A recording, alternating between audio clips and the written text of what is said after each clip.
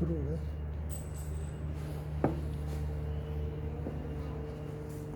Now the next part is, what does the disease look like? What does the disease look like? Yesterday also we have seen that how does the disease look like. Now when a person is affected by a disease, either the normal functioning or the appearance of one or more systems of the body changes for the worse. These changes give rise to signs of the disease called symptoms. So if you are suffering from cold, then what is the symptoms? Your nose will start running, your head will start paining. So running nose and the paining of the head, these are the symptoms of simple cold. On the basis of the symptom, the physicians look for the signs of a particular disease and conduct tests to confirm the disease. Now, when you start feeling very weak or something is happening, something wrong is happening in the body, then you say that I am getting sick. So you go to the doctor. So when you go to the doctor will not immediately call you, come on, sit in front of me and he'll give one injection. No. He will go for different types of tests. You will touch your body, you will touch your stomach, you will touch your head, then you will put on the stethoscope, you will start checking the heartbeats. From that, he will come to the conclusion that by what disease are you suffering. And at the same time, he will be asking you some questions also. Where your stomach is paining, is it paining on the right side, is it paining on the left side, is it paining in the middle? And in this way, he comes to the conclusion that when your stomach is paining or your abdomen is paining, is it paining because of stomach or is it paining because of kidneys? Because when the pains are going towards the sides, that means it comes to the kidneys, that something is wrong with the kidney or your appendix may be paining. But when it is in the middle, then you will say your stomach is paining, you have eaten something which is not digested and you are suffering from gas problems and this. He will give you some medicines, he will give some injections and he will tell you after 3 days you will get cured.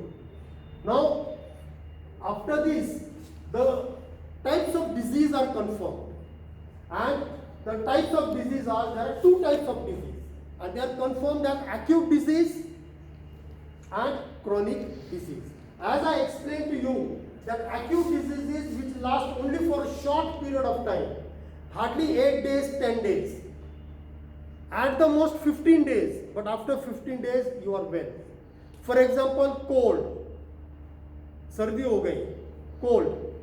It will last only for 4 to 5 days or 7 days. If you will take the medicines, you will get cured. Then next one is typhoid and cholera. Typhoid also, hardly it stays in your body for just 10 or 15 days. Even cholera, 7 or 8 days. If you take some saline, some medicine, some tablets and everything, you will get cured.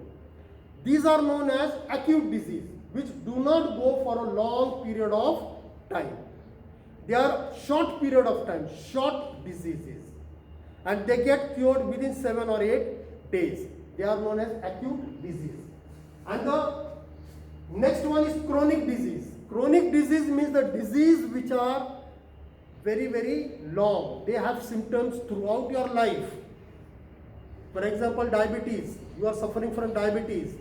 When you are suffering from diabetes, that is sugar problem, it arises because of the infunctioning of the insulin. The insulin which is poured in the blood, it may be poured or it may be poured less. Then we are suffering from diabetes. And this diabetes, it remains for a very long period of time, lifelong. Once you start suffering from diabetes, that diabetes will remain in your body throughout your life. The same thing is with tuberculosis and elephantiasis. Elephantiasis, I told you yesterday, that it is a disease where your leg, it starts becoming so fat like an elephant. And that is known as elephantiasis. The fatness of that leg, it remains throughout your life. Throughout your life, the fatness remains. It doesn't go away. These are life-term symptoms.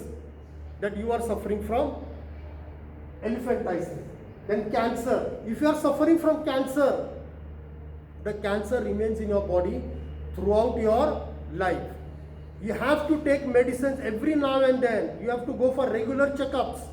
Then only you can keep cancer in control. And one more is HIV. If you are suffering from HIV, this HIV virus, it remains in your body throughout your life. Let me tell you, there is no medicine to kill the virus. There are only medicines to keep it in control. Whatever the HIV virus is in your body, you have medicines only to control it, but you don't have the medicine to kill it.